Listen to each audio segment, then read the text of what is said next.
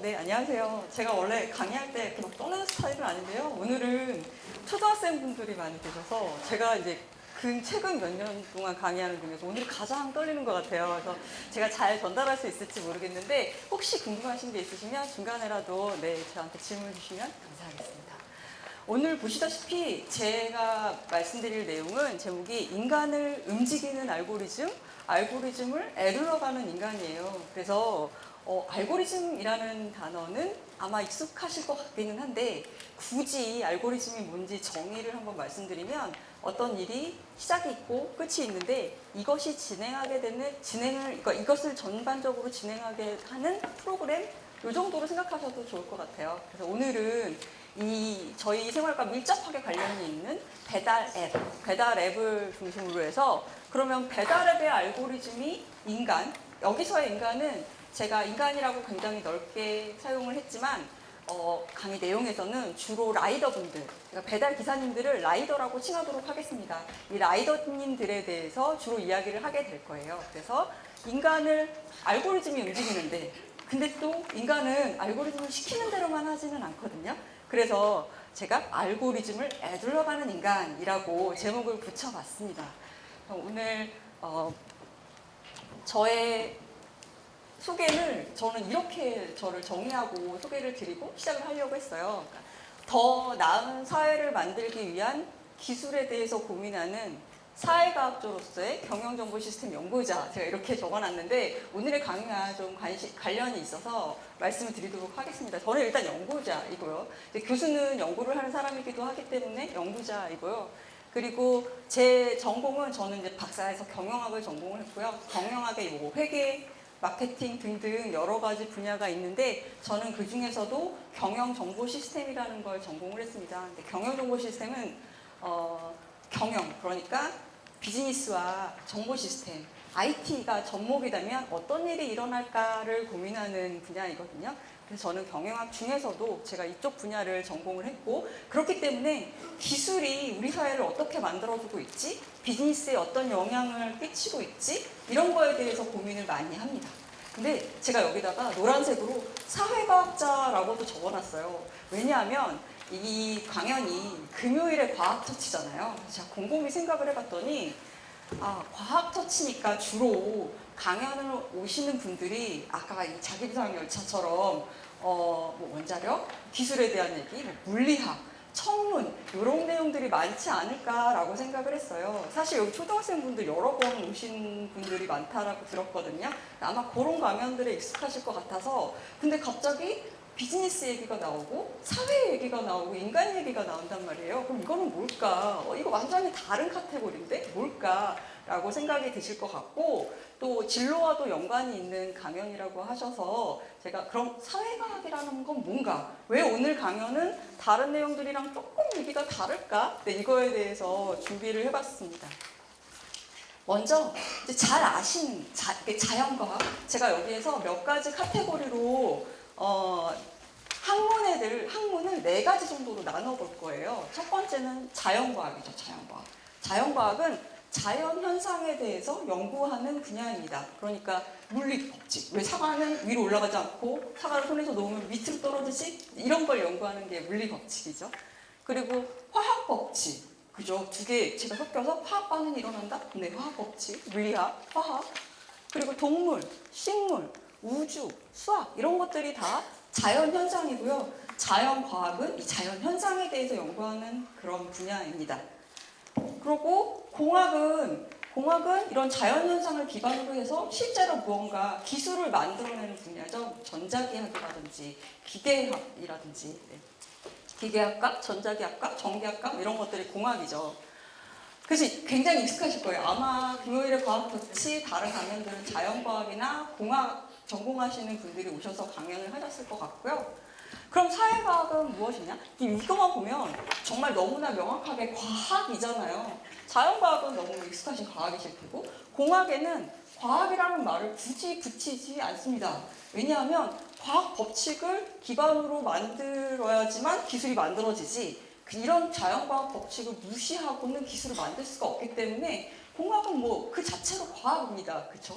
네, 그래서 과학이란 말을 굳이 붙이지 않는데 사회과학은 사회학이라고 하지 않고 사회과학이라고 이야기를 하거든요. 사회과학은 사회 현상을 다루는 과학입니다. 여기에 속한 학문들은 그러니까 어떤 걸 연구하냐면 사회 구조. 네, 뭐 민주주의는 왜 이렇게 되어 있지? 정치학도 그러니까 사회과학 중에 하나고요. 자본주의는 왜 이렇게 흘러가지? 라던가 아니면 정부의 정책이 어떤 효과를 내지? 왜 행정학 같은 이런 거라든가 제도 뭐 이런 것들에 대해서 다루고요. 인간에 대해서 굉장히 깊이 생각을 하게 됩니다. 근데 인간이 만들어낸 사상이라든지 문학작품이라든지 이런 거는 인문학이라고 저희가 칭해요. 그러니까 과학이라는 말을 붙이지 않습니다. 공학은 과학이라면 너무나 당연히 과학이기 때문에 과학이라는 말을 붙이지 않는데 인문학은 과학을 붙이면 조금 이상해져요. 저희가 사람이 생각해낸 철학은 과학일까요? 네, 좀 약간 궁금하시죠? 왜? 철학은 과학인가? 아닌가? 자본주의는 과학인가? 아닌가? 네, 이렇게 생각이 드실 거예요. 그래서 어떻게 다르냐면요. 사회과학은 이제 제가 연구하는 분야, 제가 전공한 분야는 이제 기업에 관한 것이고, 저는 기술도 한편으로 전공을 했기 때문에 기술과 기업. 근데 이때의 기술은 공학처럼 기술을 만들어내는 게 아니라요. 기술이 사회에 적용이 돼서 응용됐을 때 무슨 일이 일어나냐를 고민하는 거죠. 그러니까 이 사회과학은 왜 과학이냐면 이런 걸 연구하기 위해서 과학적인 방법을 씁니다. 과학적인 방법을 써서 저희가 우주에 대해서 연구를 하려면 우주에 대한 데이터를 수집을 해야 되잖아요. 그러니까 사회과학은 사회에 대해서 연구를 하기 위해서 사회에 대한 데이터를 수집을 해요. 그리고 사람들한테 물어보기도 하고요. 뭔가 데이터를 수집을 한 다음에 과학적인 방법을 거쳐서 연구를 하게 됩니다. 그래서 사회과학이라고 부르는 거고요. 경영학이라든지 경제학 그리고 이제 대학에서 만약에 고등학생 분들도 계실 것 같은데 대학에서 만약에 학과를 선택하신다면 정치학, 행정학, 경영학, 경제학 이런 것들은 사회과학의 범주 안에 더 들어가게 될 거예요. 그러니까 이제 인문학, 철학은 과학적으로 저희가 검증을 할 수 있을까요? 문학 작품을 저희가 과학적으로 검증을 할 수 있을까요? 그런 대상이 아니죠. 그렇기 때문에 과학이라는 말은 붙이지 않습니다. 제가 오늘 할 얘기는 그래서 궁극적으로 뭐냐면 사회와 인간에 관한 이야기예요. 그래서 오늘 제가 할 그래서 내용의 제목이 바로 이 플랫폼 기술과 플랫폼 노동. 알고리즘이 인간을 어떻게 움직이지? 그럼 인간은 어떻게 알고리즘을 피해가려고 하지? 그런 얘기입니다. 제가 이 연구를 하면서 사용한 데이터는 아까 이제 데이터를 가지고 사용한다고 했는데 인터뷰. 실제로 라이더분들과 이야기를 해요. 1시간 넘게 어떻게 하세요? 일은 어떻게 하세요? 어떤 일이 있으셨습니까? 이런 경우에 어떻게 하세요? 이런 인터뷰를 하기도 하고요. 그 다음에 이분들이 활동하시는 온라인 커뮤니티가 있어요. 그럼 온라인 커뮤니티에 대량의 글을 긁어다가 그거를 기계학습 방법, 머신러닝이라고 이제 들어보셨을 것 같은데 기계학습 방법을 사용해서 이분들은 어떤 생각과 어떤 고민을 가지고 있을까 이런 걸 분석하기도 하고요. 설문조사를 하기도 하고 그렇습니다. 그래서 제가 이제 오늘 강의할 내용은 이렇다라고 말씀을 드리고 배경을 잠깐 말씀을 드렸고요. 이제 본격적으로 시작을 하도록 하겠습니다. 자, 배달 시장 이제 다 배달 앱으로 배달을 다 시켜보셨으니까 너무나 잘 아시잖아요. 지금 저희 나라에서 빅3 세 개의 배달 앱이 가장 활발하게 영업을 하고 있죠. 저희 이름 얘기해도 나중에 잘라주실 것 같으니까 네, 이름 얘기해볼까요? 가장 1위 기업이 어디죠? 네, 갈리시네요. 1위 제일 시장 규모가 큰 회사가 어딜까요, 지금? 네, 그렇습니다. 배달의 민족이 1위 기업이고요. 2위는 네, 쿠팡이츠가 2위 기업입니다. 그리고 3위는 3위가 요기요예요. 이렇게 세 개의 기업이 좀 더 마이너한 기업들도 있지만 이 세 개의 기업이 전체 시장을 거의 다 차지를 하고 있는데요. 이 시장 규모가 보시면 전 세계적으로 사실 이 음식 배달 시장은 굉장히 크고 성장하고 있거든요. 저희 지금 코로나 때 기억나시죠? 저희 이제는 좀 나가서 외식을 하기도 하지만 코로나 때 정말 얼마나 많이 시켜 먹었으니까 나가서 먹을 수가 없었잖아요. 지금 현재 25년 기준으로 이 매출, 이 배달 시장의 매출, 그러니까 초등학생분들은 매출이라는 단어를 모를 것 같아서 회사가 벌어들이는 돈이 얼마냐면 이 세 개 회사 다 합쳐서 5조 8,400억 정도 됩니다. 근데 이게 어느 정도 규모냐면요. 우리나라 GDP는 뭐 2천억이 넘으니까 거기에 비하면 굉장히 작은 규모이기는 한데 어느 정도 규모냐면 몰디브의 GDP, 네, 부탄 이런 작은 나라들의 이 국내 생산액이랑 맞먹는 굉장히 커다란 시장이에요. 그러면 그럼 이 시장은 뭔가 사회에 어떤 영향이 있겠죠. 저희가 늘상 매일매일 거의 뭐 일주일에 한 번, 최소 한 번 정도는 시켜 드실 것 같아서 그러면 이게 지금 어떤 이 배달 앱 때문에 어떤 일이 벌어지고 있지를 제가 생각을 하게 됐고요. 보도자료를 한번 보실게요. 근데 아마 알고 계실 거예요. 이 배달을 하시는 라이더 분들의 사고율이 굉장히 높습니다. 이 자료를 보시면 일단 한번 볼게요. 2022년에 배달업 실태조사 결과라는 걸 정부에서 했는데 그 발표 자료가 이렇게 나왔습니다. 자, 일단 배달하시는 분들이 23만 7,188명 정도 상당히 많고요. 그리고 주문 플랫폼 수도 사실 굉장히 많은 거로 파악이 되고 있고요. 음식 배달에서 일을 하시는 분들은 월평균 25.3일 정도 근무하고 월평균 보수액은 381만. 이거 22년 기준입니다. 지금은 많아졌을까요? 지금 한 달에 벌어들이는 평균액이 많아졌을까요? 아니면은 적어졌을까요? 많아졌다. 많아졌다. 네, 적어졌다. 네. 지금은 아마도 조금 제가 이 자료를 보지 않아서 조금 적어졌을 겁니다. 왜냐하면 22년은 그래도 아직 코로나가 좀 남아있던 데라 좀 지금 덜 시켜 먹기 때문에 좀 적어졌을 거예요. 그리고 근데 여기 중요한 게 이거죠. 배달 종사하시는 그러니까 라이더분들의 43%, 그러니까 10명 중에 4명에서 5명 사이잖아요. 이분들이 최근 6개월 내에 평균 2건의 교통사고를 경험한 적이 있대요.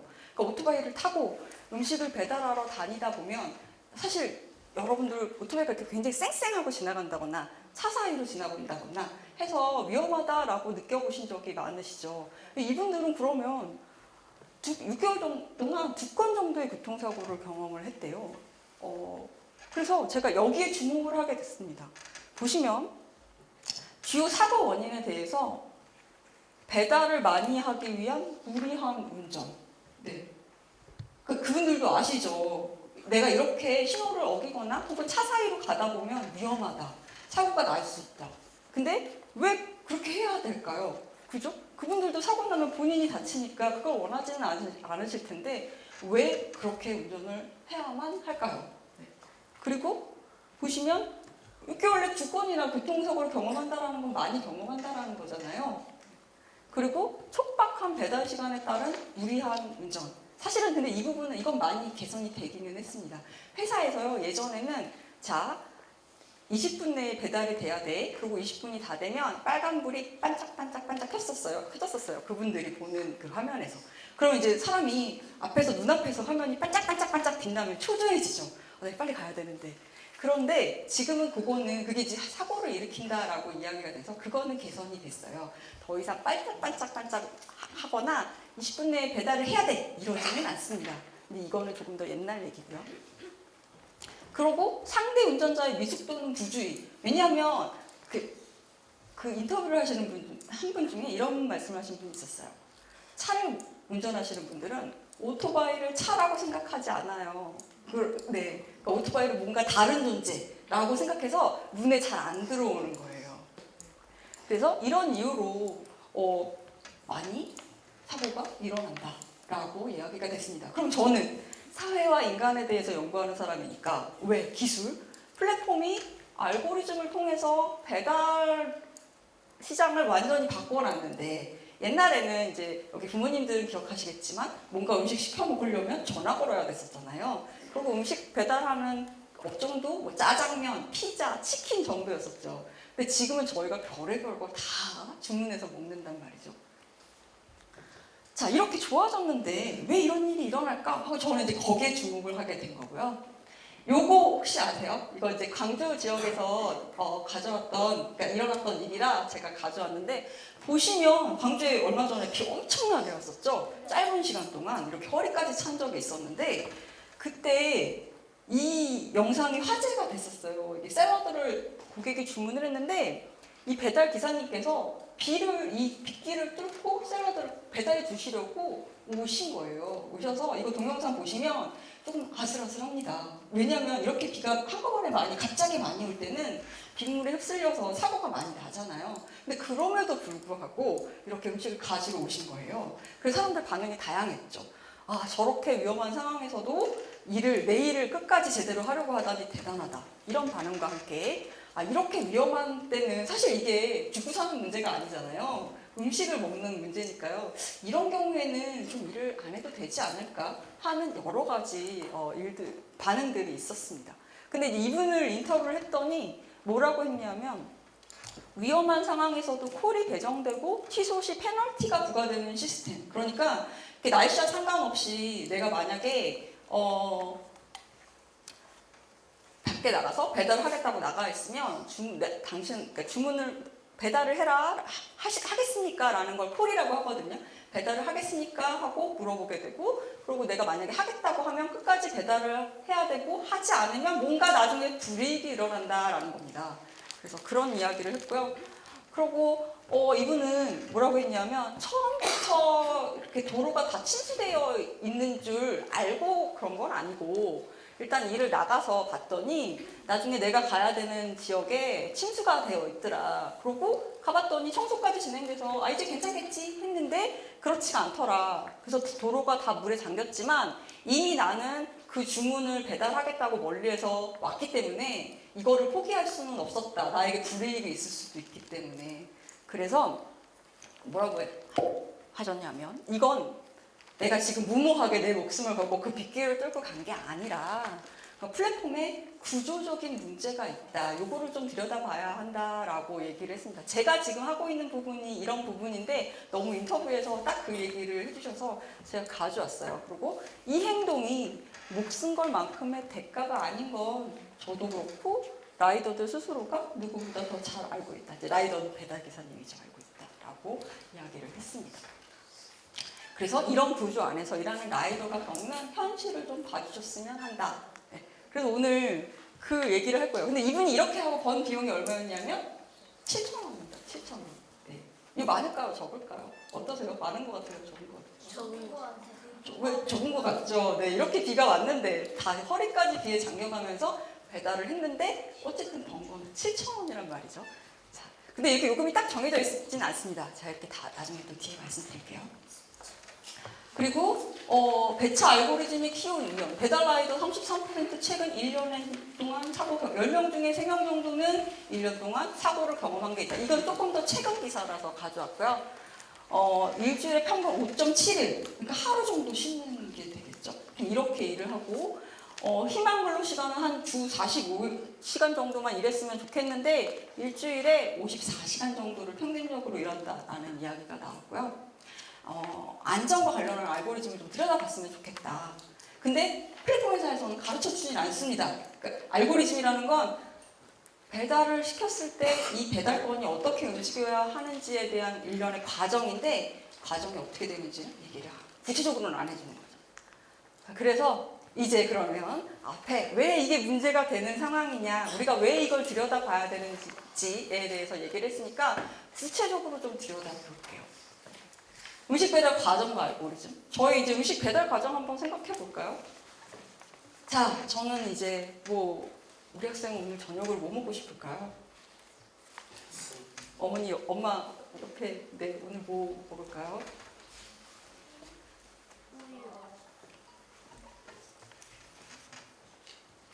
생각나는 게 없습니다. 네, 생각나시는 분 오늘 뭐 먹고 싶을까요? 피자요.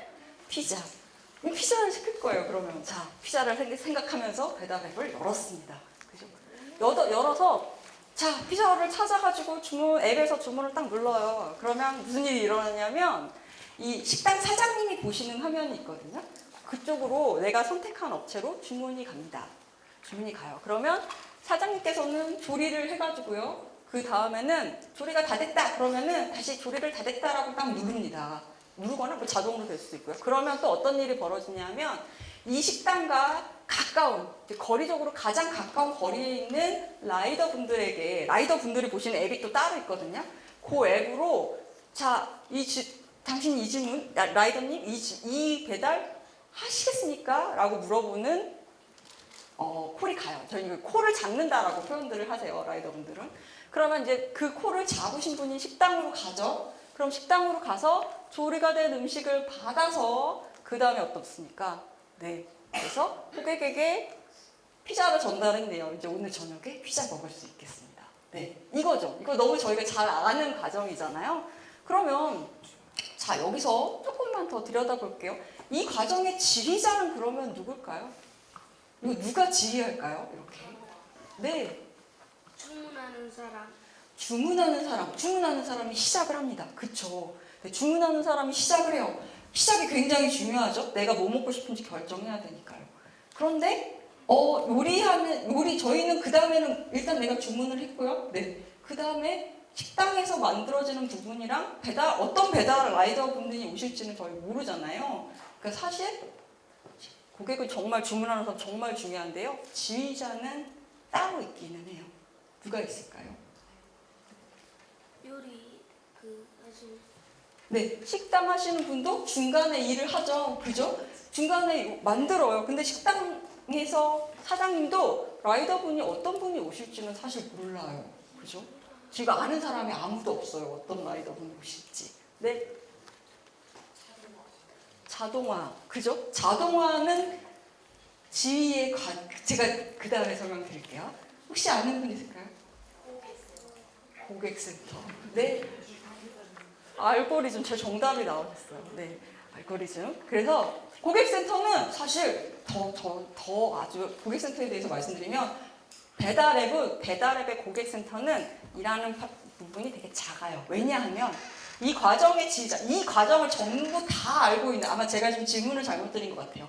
이 과정을 전부 다 알고 있는 사람은 누구냐? 제가 지금 사람이라고 했잖아요. 그러니까 헷갈리실 텐데 이 과정을 전부 다 알고 있는 것 딱 하나의 존재밖에 없어요. 그게 바로 알고리즘입니다. 프로그램이죠. 저희가 배달앱에서 주문을 하면 알고리즘이 그 주문을 받아서 그리고 그 식당으로 그 주문을 전달해서 근방에 있는 라이더분에게 그 주문권을 전달하고 라이더분이 간 다음에 음식이 배달되면 이 배달권은 끝났다라고 하는 겁니다. 이게 지휘자가 알고리즘이라는 얘기는 이 과정을 자동화한다라는 이야기예요. 자동화라는 말은 어떤 뜻이냐면요. 사람이 여기서 뭘 하지 않는다라는 거죠. 옛날 같으면 저희가 전화를 해요. 식당에. 그럼 이제 사장님이 받아가지고 주소랑 다 적고 그리고 라이더분 계약되거나 고용한 분들에게 전화를 하거나 이야기를 해서 가게 합니다. 혹은 이게 자동화가 안 되어 있는 상태라면 자, 이거 주문 배달을 하는 업체에서 사람이 전화를 받아서 그 관리자분께서 식당에 전달을 하고 그 다음에 또 라이더분들한테 막 그 근처에 누가 있지? 막 찾아서 전화해서 하라고 합니다. 이게 그러면 사람이 중간에서 무언가 일을 하는 거죠. 근데 이 과정에서는 지금 뭘 해라라고 지시하는 사람이 없어요. 그래서 이 과정을 저희가 자동화라고 이야기를 합니다. 자동화. 네. 그래서 이 과정의 지휘자는 알고리즘이고요. 사람의 개입이 없이 프로그램이 이 일을 만들어진 대로 하기 때문에 자동화라고 합니다. 사실 AI와 관련된 이야기이기도 한데요. 자동화 얘기로 일자리를 잃거나 이런 얘기도 사실 요새 나오고 있죠. 제가 공부하는 분야에서는 이거를 좀 더 학술적인 용어로 뭐라고 이야기를 하냐면 알고리즘에 의한 통제, 알고리즘에 의한 관리라고 이야기를 합니다.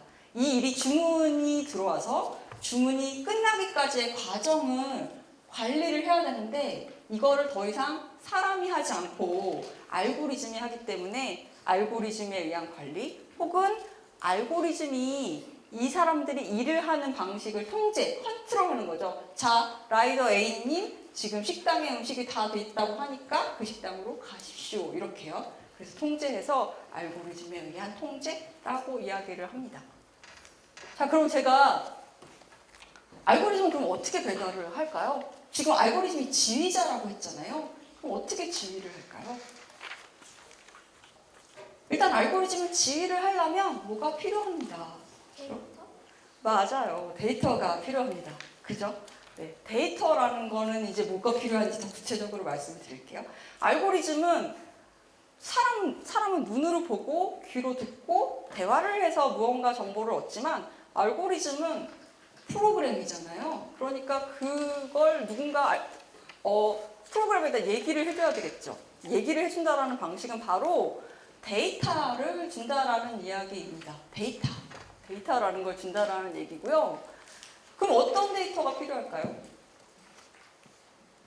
그걸 생각을 해봐야 되겠죠. 근데 그럼 이 데이터는 어떻게 만들어질까요? 네, 제가 최대한 과학적인 느낌이 나도록 이런 얘기들을 하도록 하겠습니다. 자, 그럼 이제 아까 이 그림으로 들어와서요. 데이터 이야기를 한번 해볼게요. 자, 고객이 지금 오늘 피자 저녁에 먹을 거잖아요. 그러면 피자를 먹기 위해서 앱을 열면요. 어떤 데이터가 필요하냐 하면요. 내가 어디 있는지, 이 플랫폼 앱은 뭘 파악하냐면 이 사람 어디에 있지? 이 사람 위치가 어딘지를 파악을 합니다. 아시다시피 저희가 주소를 넣어놓기는 하는데 주소지와 굉장히 다른 데 있으면 여기 맞습니까? 한 번 더 물어보잖아요. 그 이야기는 내가 지금 그 사람이 지금 어디에 있는지 이 휴대폰의 위치 정보를 사용해서 한번 파악을 한다. 그 위치 정보 데이터, 이걸 데이터라고 하죠. 위치 정보가 들어온다라는 이야기고, 그리고 피자라고 검색을 하면 피자로 주문 가능한 음식점 정보들이 쭉 뜰 거 아니에요. 그러니까 음식점 데이터가 또 한 번 필요하게 되고요. 그리고 식당들은 사실은 이런 것도 결정을 해요. 내가 어디까지 광고를 할까? 내가 지금 사실은 나는 지금 첨단 지역이 조금 떨어져 있긴 한데 첨단 지구 쪽에서 주문이 많이 들어오니까 나 여기도 광고를 해야지. 이렇게 의사결정을 할 수 있기도 해요. 그런 데이터. 그럼 제일 중요한 거는 내가 피자를 먹겠다라는 그 고객의 마음이죠. 그러니까 고객의 의사결정이 되게 중요해집니다. 자, 한번 생각해 보세요. 제가 어떤 건 파란색으로 쓰고요. 어떤 건 빨간색으로 썼습니다. 이제 앞으로도 그럴 거예요. 왜 뭐가 다르기 때문에 저렇게 색깔을 다르게 했을까? 한번 생각해 보세요. 자, 그러면 주문을 했습니다. 그러면 이제 식당에서 음식을 만들어요.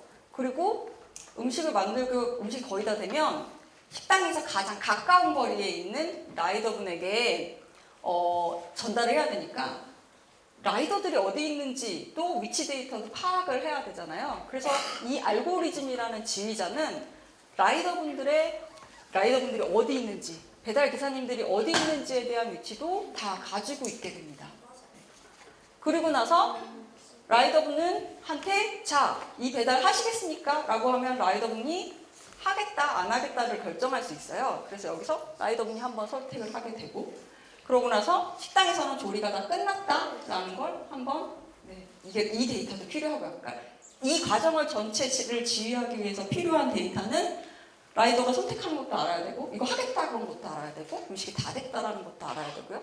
그 다음에는 라이더분들은 내가 이 동네의 지리를 다 알고 있는 건 아니기 때문에요. 주문을 받으면 보는 휴대폰에 지도 정보가 같이 떠요. 그래서 내가 지금 있는 위치부터 식당까지는 어떻게 가면 되는지, 고객이 있는 데까지는 어떻게 가면 되는지 이렇게 지도 정보가 나옵니다. 그래서 물론 잘 알면 그냥 가면 되지만 잘 모르면 그 지도를 따라서 가면 됩니다.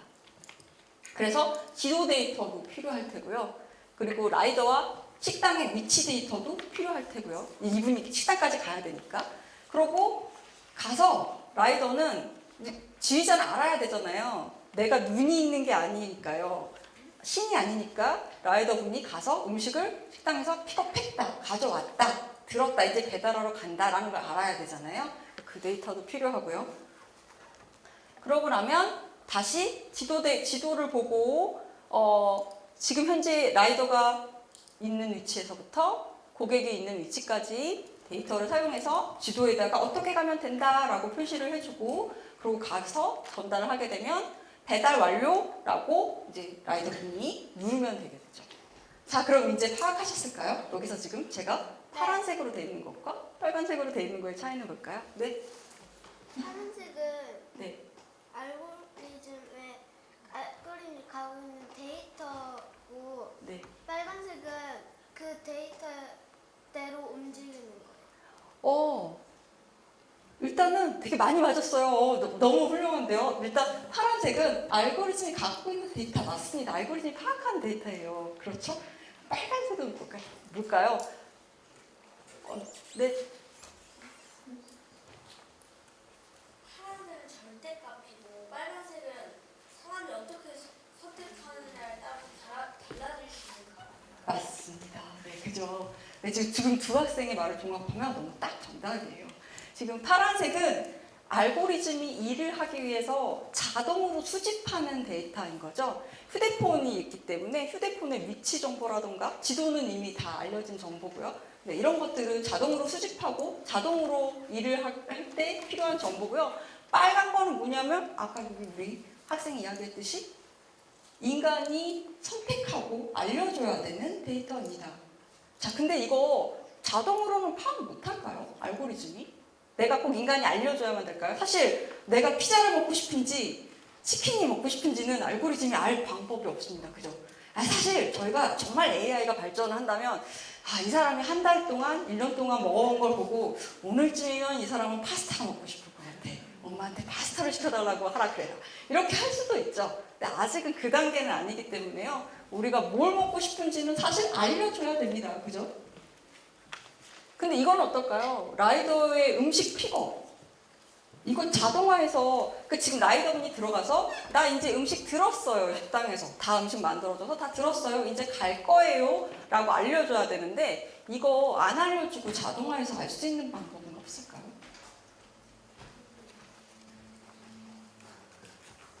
어떻게 하면 될까요? 음식에다 센서 같은 걸 달아요? 음식에 센서를 달아요? 맞아요. 가능해요. 센서 달는 거 정말 좋은 방법입니다. 음식에다 센서를 달아서요. 그 센서가 어디로 움직이는지를 파악하면 사실 너무 좋죠. 정확해요. 그쵸? 근데 그거를 할 수 있어요. 왜 안 할까요? 비싸서? 비싸서. 맞아요. 센서가 비싸거든요. 그러니까 비싸다는 게 사실 저 싼 센서는 50원짜리도 있어요. 그렇지만 저희가 음식을 하루 식당에서 이거를 몇백 건, 몇천 건을 만드는데 50원짜리를 그 몇천 건에다 붙이면 사실 이 돈도 꽤 굉장히 많이 나가겠죠. 그래서 가능하지만 그렇게는 하지 않고요. 네. 만약 이렇게는 아마 할 수 있을 것 같아요. 제 생각에는 라이더분이 들어와요. 식당에 위치 정보가 있으니까요. 라이더분이 지금 어디에 있는지 그분이 가지고 계신 휴대폰을 통해서 어디에 있는지 알 수 있으니까요. 식당에 들어와요. 그러고 나서 식당의 위치 정보를 한번 찍힌 다음에 그다음에 식당이 멀어집니다. 그럼 음식을 가져가는 거겠죠. 그러나 이게 100% 확실하진 않은 거예요. 그렇죠? 식당에 들어와 봤더니 음식이 아직 안 됐대요. 그래서 내가 잠깐 차 한 잔 마시러 나갈 수도 있잖아요. 그렇기 때문에 지금 여기서 빨간 것들은 아직은 자동화해서 알 수는 없고 인간인 저희가 알려줘야 되는 정보입니다. 뭐 불가능해서 알려줘야 되는 정보도 있고요. 저희가 뭘 먹고 싶은지 같이. 근데 뭐 할 수는 있지만 그 방법이 완벽하지 않기 때문에 혹은 비용이 많이 나가기 때문에 안 하는 방법들도 있습니다. 그래서 과정이 이렇게 되고요. 이런 데이터들이 필요한 거죠. 이런 데이터들이 필요해요. 그래서 지금 이 단계, 제가 지금 여기 휴대폰 그림을 그려놨는데요. 이 휴대폰 그림은 각 단계에서 알고리즘이 무슨 역할을 하는지 보조하고요. 지도를 보여준다는 거는 길을 몰라도 갈 수 있게 하는 거잖아요. 그러니까 보조를 하고요. 자, 어디로 가세요? 어느 고객님께 가세요? 이렇게 통제를 하기도 합니다. 이런 역할을 하죠. 근데 그러면 이제 본격적으로 제가 인간을 움직이는 알고리즘에 애들러가는 인간이었잖아요. 그러니까 이 과정을 보고 그러면 본격적으로 어떻게 알고리즘이 인간 행동을 달라지게 하는지 한번 저희 고민을 좀 해볼게요. 주제는 제가 이렇게 가로 열고는 인간은 알고리즘 통제에 어떻게 반응할까라고 붙여봤습니다. 자, 옛날에는요, 지금 이제 제가 음식 배달을 해야 되는 라이더예요. 그러면 어떻게 일을 했냐면요, 저희가 이제 휴대폰을 봐요. 그러면 휴대폰에 목록이 쭉 뜨는 겁니다. 오늘 지금 청담지구 어느 식당에서 피자를 픽업해서 피자를 가지고 지금 북구까지 좀 멀어요. 북구까지 가야 되는 주문건이 있습니다. 이런 식으로요. 주문건들이 쭉 떠요. 그러면 기사님들은 그 중에서 보고 제일 마음에 드는 주문을 선택해서 하는 방식이었어요. 그래서 이분들의 용어로 똥콜과 꿀콜이라는 용어가 있습니다. 네. 그래서 똥콜은 뭐냐면요. 안전 걸. 맞아요. 안 좋은 콜이요. 내가 이거를 하게 되면 나의 노력, 내가 들이는 노력과 시간 대비 내가 버는 돈이 작은 거고요. 그럼 반대로 꿀콜은 좋은 콜이죠. 내가 들이는 시간과 노력 대비 나에게 주는 돈이 많은 콜. 그래서 이거를 경험이 많으신 분들은 보면 주소를 보면 알 수 있는 거예요. 아, 요거는 좋은 콜이야. 요건 나쁜 콜이야. 근데 처음 이 일을 시작하시는 분들은 주소는 절대 알 수가 없죠. 그렇죠? 그런데 이 방식이 바뀌었습니다. 네. 바뀌어가지고요. 요새는 이제 어떤 식으로 일이 있게 되냐면 이렇게 목록을 보여주는 게 아니라요. 어떤 주문들이 지금 들어와 있는지 목록을 보여주는 게 아니라 배달의 민족이나 요교나 이런 플랫폼들에서는 지금 어느 식당에서 어떤 음식을 픽업해서 어디로 가야 됐는데 이 배달을 하시겠습니까? 이렇게 물어봐요. 그래서 수락과 거절 버튼 중에 선택을 할 수 있게끔 되었습니다. 자, 그러면 어떤 일이 벌어졌을까요? 어떻게 그 인간의 행동 변화, 어떤 변화가 있었을까요? 일단 제가 먼저 안전에 대해서 여쭤볼게요. 안전 측면에 있어서는 어떤 게 더 안전할까요? 자, 이분들은 오토바이를 타시는 분들입니다. 그리고 하나 더 말씀드리면 이분들이 왜 그렇게 빨리 움직이냐 하면요. 이분들이 받는 요금이요. 건당 요금이에요. 그래서 내가 보통 회사에서는 아침에 아버님들, 어머님들 9시에 출근하셔서 뭐 6시에 퇴근하시면 그 시간 한 달에 이제 받는 돈은 정해져 있잖아요. 근데 이분들은 내가 한 건을 배달을 했냐에 따라서 돈이 주어지기 때문에 그럼 뭘 어떻게 원할까요? 가능한 한 많이, 가능한 한 좋은 콜을 잡고 싶겠죠. 그래서 그렇게 빨리 움직이시는 거예요. 한 건이라도 더 배달을 하려고. 자, 그러면 이렇게 이 방식이 저 방식으로 바뀌었을 때 안전 측면에서는 어떤 일이 생길까요? 제가 오토바이를 탑니다. 지금 거의 피자를 다 배달했어요. 학생 집으로 피자를 다 배달했어요. 그러고 나서 이제 다음 배달을 해야 되잖아요. 놀면 안 되죠. 바로 움직여야 되죠. 그래서 리스트를 막 봐요. 다음에 어디로 갈까? 네. 그리고 이 방식은요. 어떤 방식이냐면 플랫폼이 피자 배달 다 됐네. 그러면 이분한테 다음에는 저쪽 어디로 지금 어디로 치킨을 배달할 거예요. 하시겠습니까? 물어봅니다. 어떤 방법이 좀 더 안전할까요?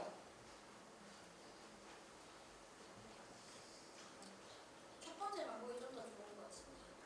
배달 기사님들 중에서는 첫 번째 방법을 선호하시는 분들도 많아요.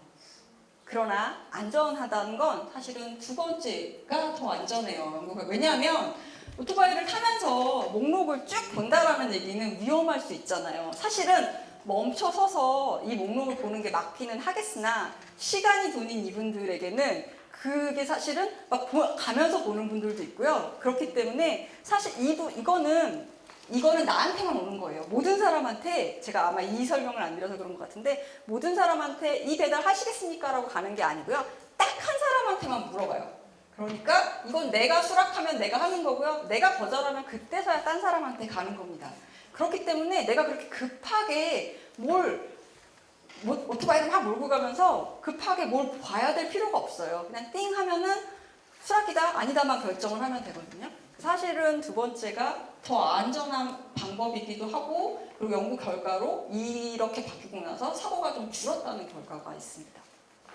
그런데 왜 싫어하시냐면요. 아까 그 첫 번째 방법을 선호하시는 분들이 있다라고 얘기했는데, 이게 제가 아까 똥콜과 꿀콜이 있다라고 말씀드렸잖아요. 이러면 골라서 갈 수 있잖아요. 경험이 많은 분들은 골라갈 수 있어요.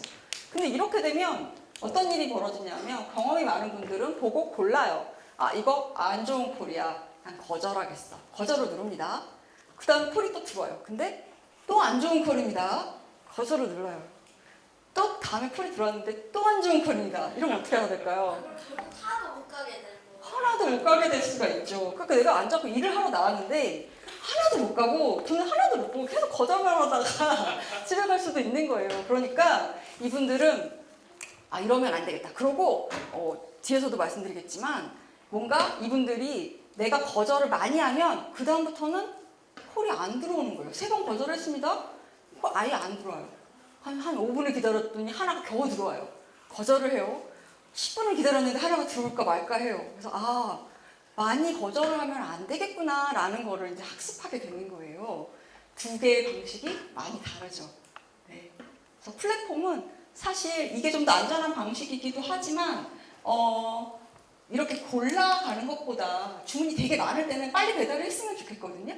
그래서 저 방식을 더 선호하기도 하죠. 배달의 민족 같은 그런 회사들이요. 자, 업무 환경 이렇게 달라졌습니다.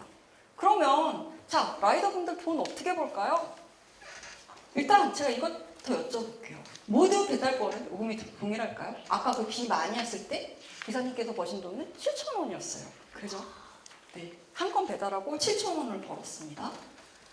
근데 상황을 좀 볼게요. 여기 지금 자 배달앱에 들어와서 음식을 시켜 먹겠다는 분들은 되게 많아요.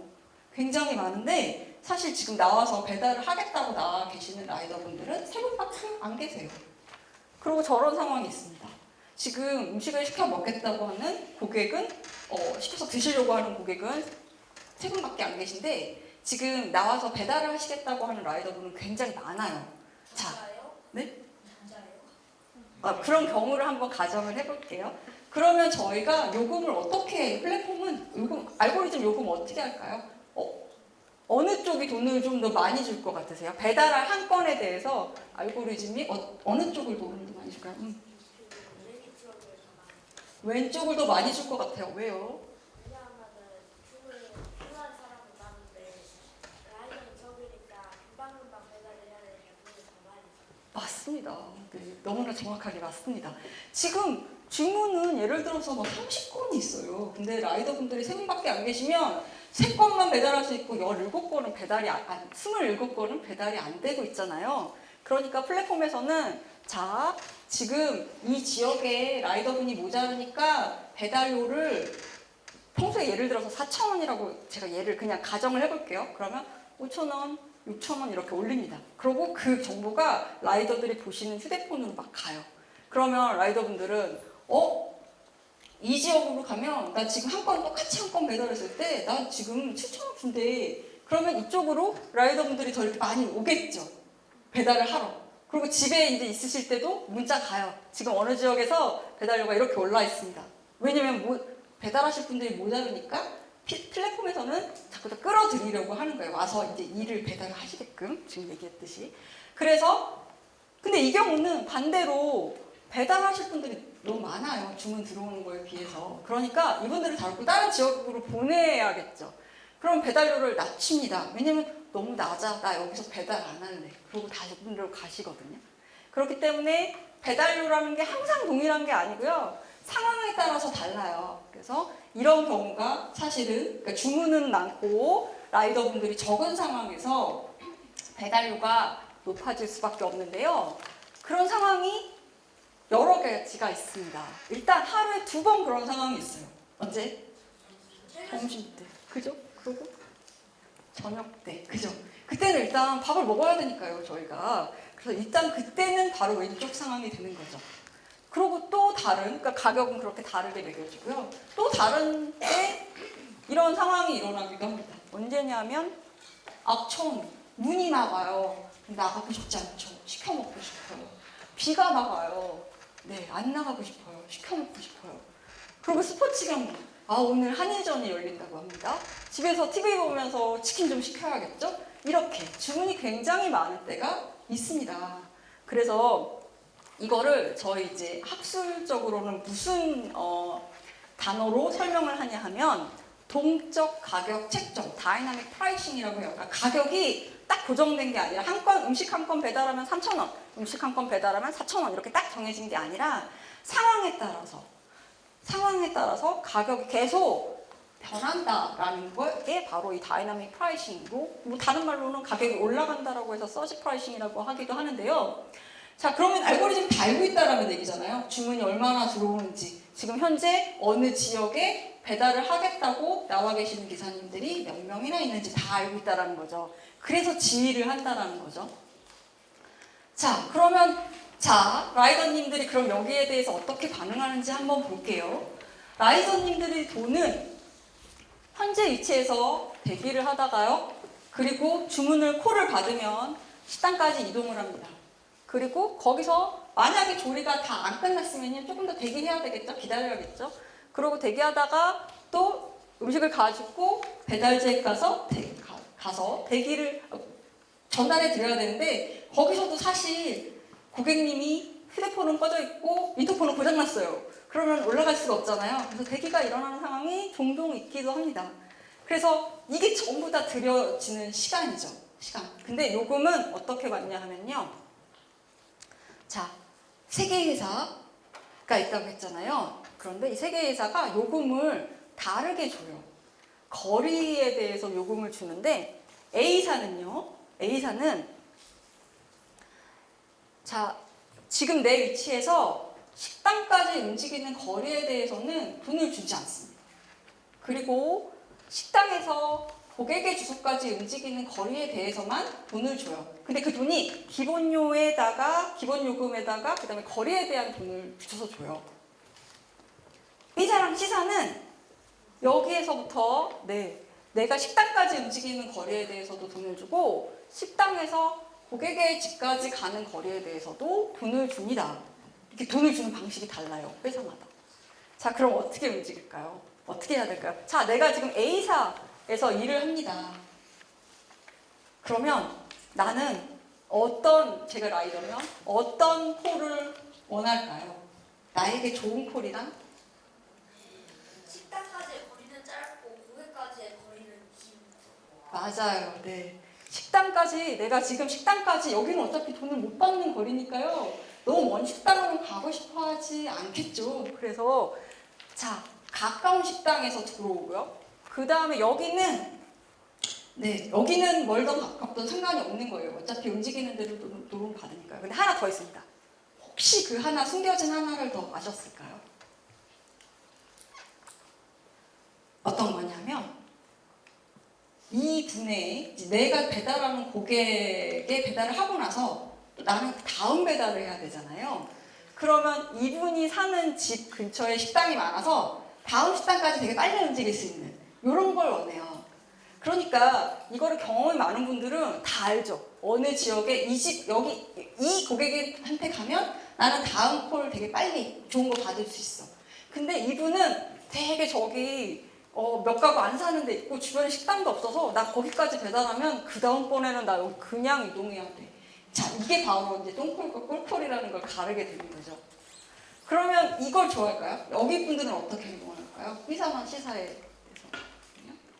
제가 지금 알고리즘의 작동 방식이잖아요. 어떤 회사는 여기에만 돈을 주고 어떤 회사는 이 거리에 대해서 다 돈을 줍니다. 근데 거기에 따라 사람이 다르게 움직이는데, B사나 C사 같은 경우는 식당도 멀게 잡고 위치도 멀게 잡고. 맞아요. 그 멀게 잡아도 상관없어요.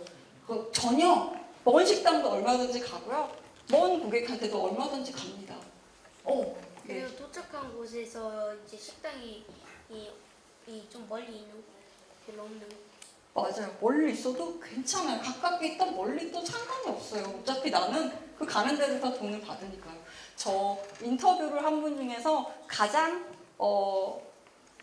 많이 움직이시는 분은 일주일에 250km까지도 움직이시는 분이 있다고 들었어요. 지금 서울과 광주가 280km인데 250km 정도로 움직이시는 분도 있었어요. 자, 그러면 이거 좋은 걸까요? 이분들은 사실은 이분들의 불만은 뭐냐면요. 그럼 알고리즘이 어떻게 할까요? 왜 이렇게 다르게 알고리즘이 일을 하게끔 할까요?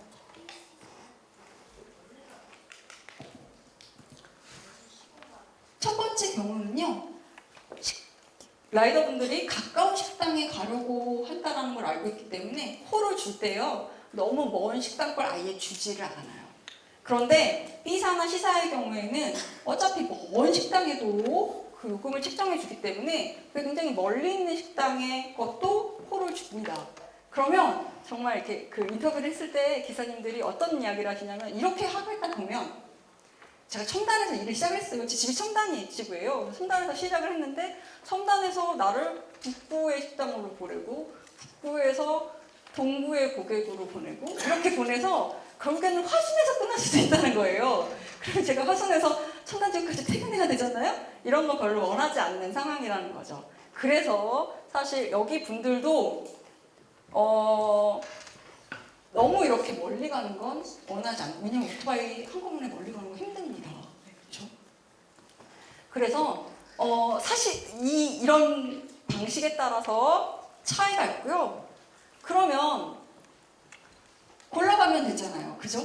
내가 어떤 배달을 할지는 내가 결정할 수 있으니까 골라가면 된다고 제가 말씀드렸습니다. 그죠? 그런데 여기 보시면 플랫폼에서 알고리즘이 관리하는 지표 중에요. 관리하는 수치 중에 이런 게 있어요. 수락률, 취소율, 완료율. 그래서 수락률은 이 주문 배달하시겠습니까? 라고 보냈을 때 내가 얼마나 거절하지 않고 수락하느냐. 10개를 보냈는데 내가 7개를 수락했다 그러면 수락률이 70%가 되는 거잖아요. 그리고 취소율은 뭐냐면 취소율은 내가 식당에 갔는데 아직 음식이 조리가 안 끝났어요. 그래서 20분을 더 기다려야 된다고 합니다. 근데 보통 20분이면 한 건 배달하는 시간이거든요. 그러니까 나 취소하겠다. 나 이거 안 해. 나 새로운 거 받을 거야. 기다리느니 새로운 거 받을. 이렇게 할 수 있습니다. 이게 취소죠. 이게 취소고요. 완료율은 당연히 내가 받은 주문을 끝까지 배달하는 겁니다. 사실 완료율은 굉장히 높겠죠. 취소율은 그렇게 많지는 않고요. 사실 이제 여기가 문제인 거죠. 수락률.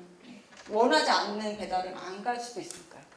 플랫폼에서는 그래서 어떻게 하냐면 미션 달성 플러스라는 게 있어요. 사람은 뭐 알고리즘이 일을 시키더라도 내가 원하지 않는 거는 안 할 수 있는 방법을 늘 찾기 때문에 그럼 알고리즘은 반대로 인간이 원하지 않는 일도 계속 어떻게 하면 하게 할 수 있을까를 계속 찾습니다. 서로 이렇게 싸우는 것처럼요. 그래서 자, 수락률 100%, 취소율 없음 이러면 보너스를 더 드립니다. 이런 식으로 계속 뭔가 하게끔 하려고 하는 거죠. 여기 보시면 제가 지금 파란색 별표를 해놓은 부분도 있고요. 빨간색 별표를 하는 부분도 있거든요. 근데 빨간색 별표는 이제 보이실 거예요. 제가 설명했기 때문에 플랫폼이 이렇게 일을 시키고 그러면 라이더분들은 그 과정에서 이렇게 일을 하려고 한다. 약간 싸움처럼요. 그죠? 서로 원하는 게 조금씩 다른 거죠. 그런데 파란 거는 그러면 좋은 일입니다. 네. 어떤 거냐면 대기 시간을 지금 여기 대기의 별이 하나 있고요. 이동과 이동에 있잖아요. 여기 대기의 파란 별은 알고리즘이 라이더님들을 위해서 해주는 일이에요. 이 대기 시간을 줄여주죠. 네. 다음 콜을 빨리 갈 수 있게 내가 예를 들어 택시기사님들 같은 경우 내가 콜을 받아서 한 고객을 데려다 드리고 모셔다 드리고 그 다음에 다음 승객을 태울 때까지 한참 기다리면 그동안 돈을 못 버는 거잖아요. 그런데 빨리 알고리즘이 다음 승객은 여기서 태우세요 라고 알려주면 쉬는 시간 없이 계속 일을 하니까 사실 버는 돈은 더 많아지겠죠. 알고리즘이 그래서 여기 대기 시간을 줄여주고 빨리 더 많은 일을 할 수 있게 해주는 건 보조해주는 일이죠. 이동도 내가 처음 이 일을 시작해서 길을 잘 모를 수도 있는데 지도를 통해서 보조해주기 때문에 이 부분도 좋은 부분, 어떻게 보면 도와주는 부분이라고 할 수 있습니다. 그러니까 항상 알고리즘은 나쁘다. 인간은 알고리즘과 항상 이렇게 서로 싸우는 관계다. 이거는 아니고요. 아까 보조를 해주기도 하고요. 통제를 해주기도 하고요. 인간은 그 중에서 원하는 것도 있고요. 원하지 않는 것도 있고요. 네, 여러 가지 복잡한 일들이 있습니다. 그러면 현실에서는 어떻게 적용이 되는지 한번 볼까요? 현실에 장애물이 있죠. 네. 거리를 계산하는데 예전의 알고리즘은 여기가 식당이고 여기가 고객님의 집이면요. 이거를 그냥 일자로 그어가지고 거리 계산을 했어요. 그럼 중간에 감이 있는데 저희가 수영해서 갈 수는 없잖아요. 그러면 사실은 길이 이렇게 다리를 지나서 가는 형태로 바뀌어서 거리 계산을 해야겠죠. 지금은 이렇게 바뀌었습니다. 내비게이션. 그러니까 옛날에는 이렇게 내가 출발지와 목적지 간에 직선을 그어가지고요. 그 직선이 거리가 얼마나 되느냐로 요금 계산을 했는데 지금은 내비게이션, 그러니까 지도에서 어떻게 가라고 오토바이가 갈 수 있는 길에 대해서 거리를 잡아주는 거로 바뀌었고요. 그러나 아직 완벽하지는 않고요. 그래서 이거는 아파트 단지예요. 굉장히 대단지입니다. 근데 주문은 여기서 들어왔어요. 근데 기사님은 여기 벽을 뚫고 갈 수는 없으니까요. 이렇게 가야 된단 말이에요. 그럼 이 거리는 어떻게 돼야 될까요? 그죠? 그리고 이거요. 알고리즘은 이제 지도가 2차원이니까요. 3차원? 기사님들이 하시는 얘기가 그거예요. 거리로 요금을 준단 말이에요. 내가 얼마나 움직였는지로 나에게 요금을 주는데 그 거리는 내비게이션, 지도상에 표시되는 거리입니다. 근데 현실은 2차원이 아니라 3차원이잖아요. 그러니까 아파트에 도착해서 오토바이를 세우고 그리고 엘리베이터를 타고 고층으로 올라갑니다. 때로는 엘리베이터가 되게 안 와요. 어떤 아파트 단지는 화물 엘리베이터 타야 된다고 하는 아파트 단지도 있어요. 엘리베이터가 없는 곳도 있어요. 그러니까 이렇게 왔다 갔다 하는데 시간이 상당히 걸린다는 겁니다. 알고리즘 이거 어떻게 할 수 있을까요? 지금 알고리즘은 여기에 대해서 하지 않습니다. 네. 하려면 할 수도 있겠죠. 그러니까 이런 현실에, 왜냐하면 저희는 지도 컴퓨터 상에 사는 게 아니잖아요. 인간이 사는 현실과 알고리즘은 기계니까요. 기계가 이해하는 현실은 아직까지 좀 차이가 있기 때문에 인간이 사는 현실을 조금 더 잘 반영하는 쪽으로 가야겠죠. 네. 자, 마지막 질문은 알고리즘에는 그래서 의도가 있을까요? 알고리즘은 의도가 있을까요? 알고리즘이 이렇게 30층 나는 내려서 30층 올라가는데 엘리베이터를 기다리느라고 10분이나 걸렸는데 그 10분에 대해서는 요금 산정을 안 해줘요. 의도가 있을까요? 의도가 있을까요? 의도는 없죠. 네, 알고리즘은 기계이기 때문에 의도는 없습니다. 그런데 의도가 있는 거는 따로 있죠. 회사가 의도가 있죠. 그죠? 알고리즘을 만드는 쪽에서 의도가 있습니다. 네, 이거를 지금 이거는 사실 이걸 잡아내기가 어렵고 건건이 다 다르고 네, 그리고 3차원 GPS는 이렇게 수직 관계를 잡아내지 못하기 때문에 위치 정보로 계산을 하기도 어렵고 근데 아직은 어려워요. 네. 자, 그래서 이런 일들이 있는데요. 그러면 제가 이런 것들을 다 감안해 지금 방금 말씀드렸듯이 알고리즘은 아직까지 우리가 사는 이 세상을 정확히 잡아내지는 못하고 있기 때문에 그거를 어떻게 개발하느냐, 어떤 의도를 가지고 어떤 식으로 개발하느냐가 굉장히 중요해질 텐데요. 두 가지 예를 가져왔어요. 이거 실제 있는 일입니다. 우버라고 미국에서 이렇게 저희가 택시를 타는데 그 택시 기사님들이 아니라 일반 차를 가지신 분들이 영업을 하고 그럼 왜냐면 미국은 택시가 굉장히 부족하기 때문에 저희가 앱을 열어서 내가 있는 위치에서 부르면 차가 오는 서비스예요. 그런데 이것도 아까 말씀드렸듯이 차를 이용하려고 하는 승객이 많은데 밖에 나와서 영업하시려고 하는 차들이 없으면 요금이 뛰는 거예요. 반대의 경우 요금이 내려가고요. 그런데 최근에 이런 일이 있었습니다. 2022년에는 전체 요금의 32% 내가 1,000원을 내면 320원을 우버라는 회사가 가져갔는데 2024년에는 수수료가 올랐어요. 42%로. 그러고 더 재밌는 건 사실 요금이 정해져 있는 게 아니기 때문에 내가 요금을 얼마나 내는지는 상황에 따라 다른데 이제는 상황뿐만이 아니라 예를 들어 상황이 이런 거죠. 내가 지금 아이브 콘서트를 밤에 보러 갔는데 대중교통은 끊겼고 택시를 어떻게든지 타서 빨리 집에 가야겠다. 이러면 나는 돈을 더 주고라도 가야 되잖아요. 네, 그런 상황만 고려가 됐었는데 지금은 승객이 얼마나 요금을 지불할 의사가 있느냐. 왜냐하면 계속 이 서비스를 이용을 했으니까요. 이 사람은 돈을 좀 내고라도 빨리 집에 가고 싶은 사람이야. 이 사람은 조금 기다리더라도 가능한 싸게 가고 싶은 사람이야를 파악을 하고 승객마다 요금을 다르게 매긴다고 하기도 합니다. 그리고 드라이버의 경우에는 이 사람은 5,000원만 줘도 가는 사람이고요. 이 사람은 5,000원을 줘야만 움직이는 사람이고요. 어떤 사람은 1,000원만 줘도 움직이는 사람이에요. 이거를 파악하기 시작하고 드라이버한테도 요금을 다르게 주고 있다는 겁니다. 이게 문제가 됐었어요. 미국에서. 네. 자, 알고리즘은 이렇게 발전을 할 수도 있고요. 두 번째는 아니면 자, 아까 이제 앞에 보셨듯이 생각하는 벌이를 맞추려면 이런 날 이래야 되는데 굉장히 비 오고 눈 오고 안 좋은 날이요. 그런 날은 집에서 고객님들도 나가기 싫지만, 그쵸? 저희도 나가기 싫지만 라이더분들도 일을 하고 싶지는 않아요. 왜냐면 위험하거든요. 눈 오고 비 오는데 오토바이 타는 거 굉장히 위험합니다. 그런데 요금이 막 뛰어서요. 어떤 때는 내가 한 달 동안 일했던 걸, 그러니까 일주일 동안 일해서 벌 수 있는 돈을 비 오는 5시간 동안 벌 수 있기도 하거든요. 그러면 갈등을 하죠. 인간이니까요. 아, 나 몇 시간만 좀, 그래, 내가 좀 안전하게 운행하면 되겠지. 몇 시간만 일하면 난 일주일치를 오늘 오후에 다 벌 수 있어. 이렇게 되는 겁니다. 자, 그래서 생각하는 벌이를 맞추려면 난 한 달에 이 정도 돈을 벌어야겠는데, 그런데 이런 날 이러면 너무 위험해. 방금 전에도 다리를 건너다가 미끄러질 뻔했어.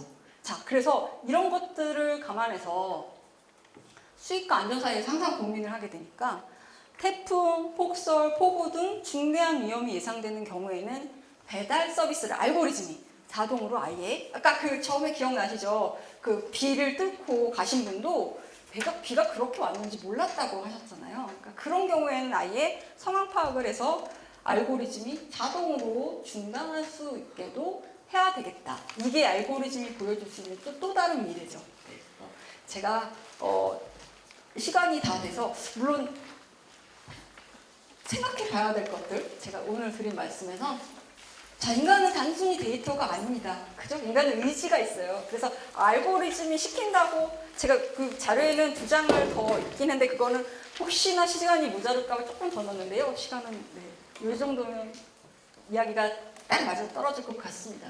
그래서 인간은 그렇게 데이터가 아니고 시키는 대로 다 무조건 받아들이지도 않고 인간은 항상 의지가 있고 원하는 게 있기 때문에요. 데이터, 위치, 이 사람은 첨단 지금 상상홀에 있는 데이터야 라고 생각하면 안 되고요.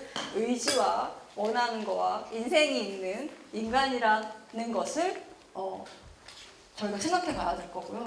그리고 아까 알고리즘이 일 잘 못하는 경우도 있다고 말씀드렸잖아요. 그리고 알고리즘이 아마도 할 수 있을 것 같긴 하지만 완벽하지 않기 때문에 인간이 도와줘야 되는 게 있고요. 그래서 현실 환경을 오롯이 잡아내는 거는 아직까지는 좀 어렵습니다. 그리고요, 알고리즘은 인간의 행동과 노동 양식을 변화시킵니다. 아까 보셨죠? 네, 주문을 어떻게 주느냐에 따라서 행동이 달라지잖아요. 거리 계산을 어떻게 하느냐에 따라서 또 달라지기도 하고요. 그리고 인간 행동에 의해서 알고리즘, 아까 그 수락률 보셨죠? 네, 알고리즘도 인간이 이렇게 행동하면 이렇게 해야 되겠다. 그래서 알고리즘이 인간의 행동을 변화시키기도 하고 인간의 행동이 알고리즘의 작동 방식을 변화시키기도 합니다. 그래서 순환 관계가 있을 수 있고요. 현재로서는 개선의 여지가 많이 있다라고 말씀을 드리고 최종적으로는 이 말씀을 드리고 싶어요. 저희 알고리즘의 개발도 결국은 인간이 하는 일이잖아요. 네, 인간이 하는 일이다라고 말씀을 드리면서 오늘 제가 강연은 여기서 마치도록 하겠습니다. 감사합니다. 영산초등학교 4학년 박한울입니다. 유튜브는 알고리즘 때문에 관련 영상들이 줄줄이 뜨는 걸로 아는데 왜 갑자기 처음 보는 영상도 뜨는 건가요? 좋은 질문이에요.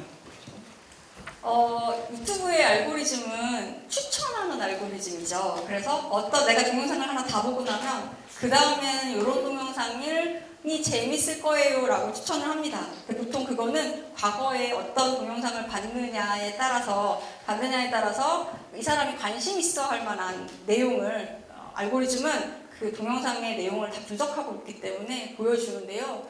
그렇게 처음 뜨는 경우는 이전에 로그인을 다른 기계에서 해서 이전에 시청한 기록을 갖고 오지 못했다거나 아니면 이 사람에게는 나는 이게 왜 이건 내가 전혀 관심 없을 만한 건데? 라고 나는 생각하지만 알고리즘이 보기에는 연관관계가 있어서 추천하는 경우도 있고요. 아니면은 이 사람이 너무 많이 봐서 이제 그런 쪽보다 이런 쪽에 발을 들여서 이런 쪽에 알고리즘 동영상을 봤으면 좋겠다 하는 경우도 있고요. 사실은 굉장히 다양하기는 합니다. 두 번째, 알고리즘 덕분에 어떤 직업들이 사라지거나 생기지는 않나요? 사라지는 직업은 뭐가 있을까요? 데이터 수집. 네, 데이터 수집은 자동화돼서 수집을 많이 하고요. 사람이 수집하는 일은 많이 줄어들겠죠. 자동화 관련이 있는 일들이 많이 사라지게 될 겁니다. 그러니까 인간이 중간에서 개입을 해서 무언가 의사결정을 해줘야 되는 일들이 사라지고 자동화되게 되면 그 과정에 일을 했던 일자리들은 많이 사라지겠죠. 생기는 직업이요? 뭐가 생길까요? 알고리즘 관리자, 알고리즘 개발하는 분들은 아마도 조금 더 필요해지겠죠. 네. 일단 좋은 질문이고 아마 이 부분에 있어서는 계속 저희가 근 미래에 겪게 될 겁니다. 어떤 것들이 사라지고 어떤 것들이 생기는지. 연수 4학년 김도준입니다. 첫 번째로는 알고리즘이 인간을 분석해서 결과값을 얻는다고 했는데 그럼 알고리즘에 의한 개인정보 유출이나 범죄가 있지 않나 궁금하고 두 번째로는 알고리즘이 어떤 결정을 했는데 그 결정 때문에 문제가 생기기도 하는지 궁금하고 세 번째로는 알고리즘이 분석한 절대적인 데이터 때문에 문제가 생기지도 하는지 궁금합니다. 네, 좋은 질문이고요. 굉장히 수준 높은 질문이네요. 제가 답변을 드리면 첫 번째, 알고리즘에 의한 개인정보 유출이나 범죄가 있지는 않나요? 이거는 있어서는 안 되는 일입니다. 근데 있을 수도 있는 일입니다. 어떤 일이 있었냐면요. 이루다라는 챗봇이 있었는데요. 혹시 아시는 분 있으세요? 이루다라는 챗봇이 있었는데 이거는 이제 알고리즘이 그러니까 남학생과 여학생이 서로 어떤 마음이 있는지를 그 카카오톡의 대화 내용을 통해서 분석을 해주는 재미있는 챗봇을 개발을 했어요. 그런데 이 자료를 아까 제가 알고리즘은 데이터를 먹고 만들어진다고 했잖아요. 근데 이때 개인정보, 그 사람의 주소라든지 이름이라든지 이런 것들이 사용이 되면 안 되는데 사용이 된 적이 있었습니다. 그래서 그게 굉장히 큰 문제가 됐었어요. 그래서 사실 그 챗봇의 경우에는 문제가 크게 돼서 더 이상 사용하지 못하게 그렇게 사용이 중지가 됐거든요. 그러니까 개인정보 유출이나 범죄가 있어서는 안 되는데요. 그 알고리즘을 만드는 과정에서 이 개인정보는 일단 걸러내야 되거든요. 근데 그게 잘못해서 걸러지지 않았을 경우에는 아까 이제 학생이 이야기한 것처럼 유출이 있을 수도 있습니다. 그런데 유출이 생기면 이거는 잘못된 상황이기 때문에 바로 그 서비스를 중지하거나 과징금이나 과태료를 받게 됩니다. 범죄는 당연 더더욱 있어서는 안 되고요. 알고리즘의 결정 때문에 문제가 생기기도 하는지 이거는 최근 사례에 이런 게 있었어요. 챗봇 AI 지금 챗GPT랑요 우울증에 걸린 학생이 있었습니다. 근데 이 학생이 병원에 가지 않고 AI 챗봇과 계속 대화를 한 거예요. 내 상황에 대해서. 그러니까 인간의 상담원과 계속 이야기를 한 게 아니라 챗GPT한테 나 이렇게 우울한데 어떻게 하면 좋아? 그러면 챗GPT가 조언을 해줬어요. 해줬는데 안 좋은 사례지만 이 학생은 결국에는 자살을 했습니다. 그러니까 이게 알고리즘의 결정은 뭐였냐면 조언을 해주는 결정이죠. 그리고 사실은 좋은 조언도 많이 해줬는데 여기서 문제가 된 건 뭐냐면요. 사람은요. 그 다음에 이 학생이 되게 지금 우울증 단계가 심각하다 하면 어떤 조치를 취할 수 있잖아요. 근데 알고리즘은 기계니까 현실적인 조치를 취하는 데는 한계가 있어요. 사실 좋은 조언을 해주고 상담사를 찾아가라 이런 얘기를 하기도 했지만 결국은 거기서 한계가 있었기 때문에 나중에 학생이 죽고 나서 부모님이 챗GPT랑 대화한 내용을 계속 보고 이거는 챗GPT가 이런 생각까지 해서는 안 된다라고 생각하고 지금 챗GPT사 오픈 AI를 소송을 걸었습니다. 지금 그런 사례가 최신 사례예요. 그런 사례가 있어서 사실 지금 제가 알고리즘과 AI를 혼용해서 이야기하고 있기는 한데요. 문제가 생길 수도 있습니다. 그래서 정말 아까 제가 알고리즘은 의도가 있을까라는 질문을 드렸는데 정말 인간과 사회에 대해서 올바르게 이해하고 인간은 이렇게도 행동할 수 있다. 사회는 이렇게 변할 수도 있다. 라는 거를 정말 잘 파악하고 인지하고 개발을 정말 훌륭히 해야 돼요. 근데 다 생각해도 다 잡아내진 못할 거예요. 사람은 너무나 다양하기 때문에. 그러면 그 과정에서 계속 고칠 수 있어야 되겠죠. 빠르게 대응하고 고칠 수 있어야 되겠고요. 세 번째, 절대적인 값이나 알고리즘의 데이터 때문에 문제가 생기기도 하느냐. 네, 문제가 많이 생깁니다. 어떤 데이터를 사용하느냐에 따라서 알고리즘이 할 수 있는 일이 달라지기 때문에 예를 들어서 알고리즘 AI의 편향 이런 얘기 들어보셨을 것 같은데요. 예를 들어서 저희가 인간에 대해서 파악하기 위해서 인터넷 데이터를 사용했는데 미국의 예를 들어서 미국의 데이터를 사용했다, 유럽의 데이터를 사용했다. 그러면 거의 다 서구권 사람들의 데이터를 가지고 많이 학습을 했을 텐데 동양 사람들은 조금 다르겠죠. 그러니까 인간이라는 존재에 대해서 서양 사람에 기반해서 이해를 한다던가 이런 게 문제가 되기도 하죠. 이건 이제 알고리즘을 학습하는 과정에서 사용한 데이터가 뭐냐 때문에 생기는 문제는 굉장히 크게, 굉장히 널리 이건 진짜 문제다, 편향이다 라고 해서 얘기가 많이 되고 있고 과학자들이 이런 문제를 해결하기 위해서 많이 노력을 하고 있습니다. 안녕하세요. 신용초 4학년 학부모입니다. 실제로 아이가 어렸을 때 잠깐 나도 이런 거 해보면 재밌을 것 같아 라고 생각을 해서 그때 리츠 배달을 잠깐 해봤는데요. 근데 저는 사실은 아이의 엄마로서도 그렇지만 정말 인간이 아닌 그냥 배달만 하는 기계 같은 느낌을 받았거든요. 이런 알고리즘, 오늘 이제 교수님의 강의를 듣다 보니 저는 그런 알고리즘에 지배당했던 어떤 그런 인간이 아닌 기계였다는 느낌이 많이 들어서 사실 조금 슬프게 됐거든요. 그때도 일을 잘하지 못했고 알고리즘에 만족스러운 저는 인간은 아니었던 것 같습니다.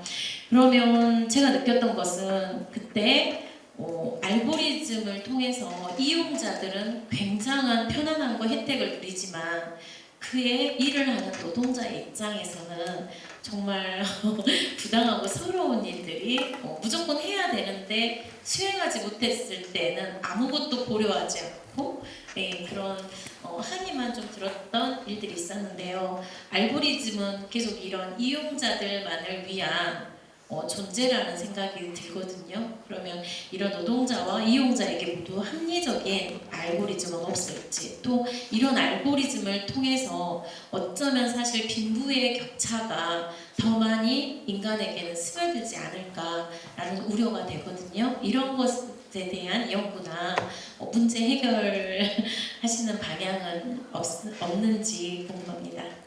네, 정말 좋은 질문이시라서요. 사실 이제 제가 연구를 시작한 이유도 그런 이유에서였고요.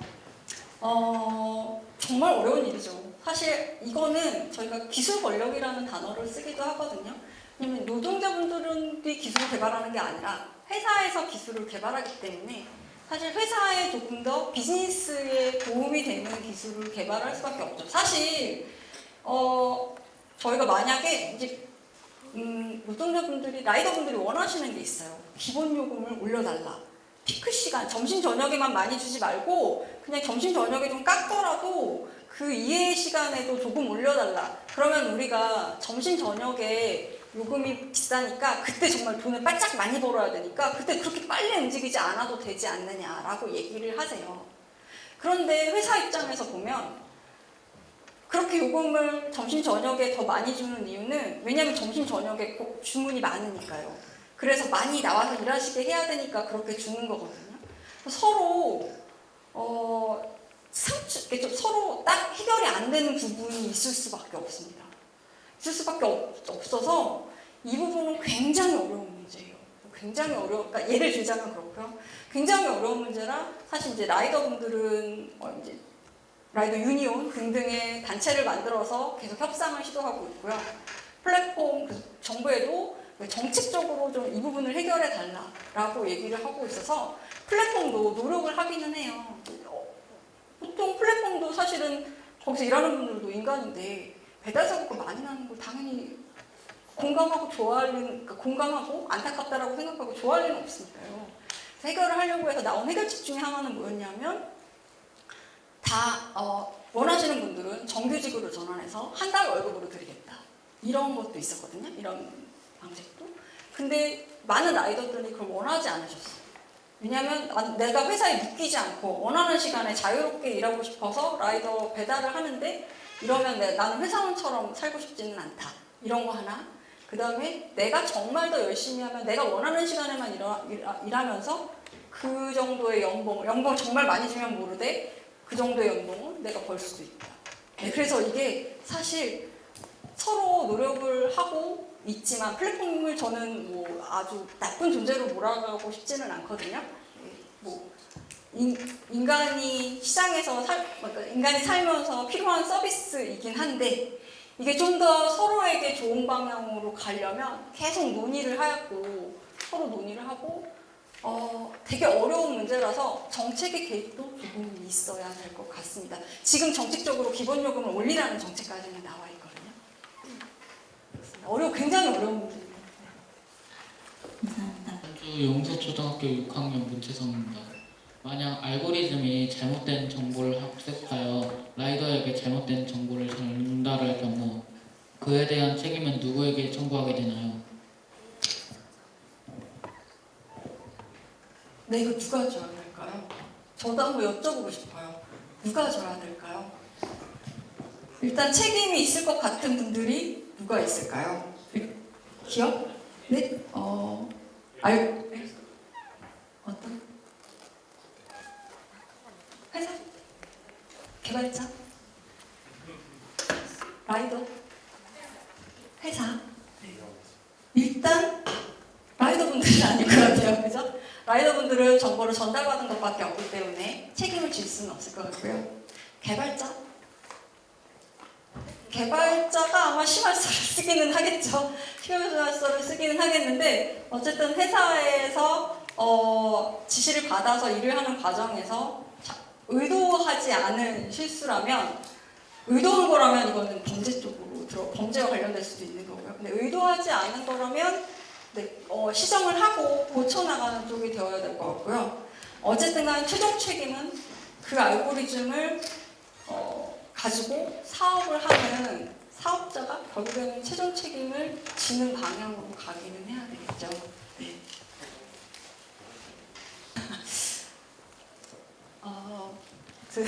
소감은 생각을 못했는데 오늘 와서 처음에 되게 이렇게 떨렸는데 굉장히 경청해 주셔서 너무나 감사하게 제가 잘 말씀드릴 수 있었던 것 같고요. 좀 전달이 잘못되거나 아니면 부족했던 부분도 있을 수 있을 것 같은데 귀한 시간을 내주셔서 들어주셔서 대단히 감사합니다. 네.